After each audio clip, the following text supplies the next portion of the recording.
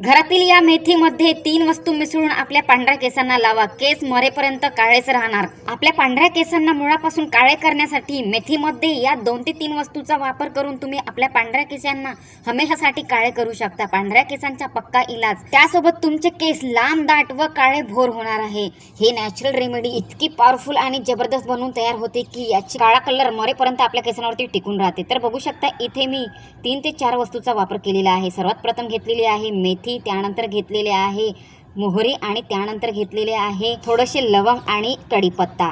तर इथे मी थोड्या प्रमाणामध्ये हे 4ही इन्ग्रेडियंट्स इथे घेतलेले आहे आणि 4ही या इन्ग्रेडियंट्सला आपल्याला लोह्याच्या कढईमध्ये टाकून व्यवस्थितपणे रोस्ट करून घ्यायचे आहे. या 3 ते 4 वस्तूला व्यवस्थितपणे रोस्ट करून घेतलेले आहे, म्हणजे की भाजून घेतलेले आहे.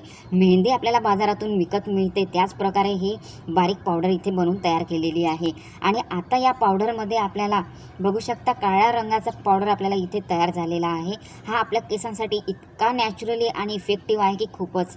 याच्यामध्ये आपल्याला 1 कटोरी नारळाचं तेल घालायचं आहे. तो गॅसवरती ठेवून आपल्याला व्यवस्थितपणे याला रोस्ट होऊ द्यायचा आहे.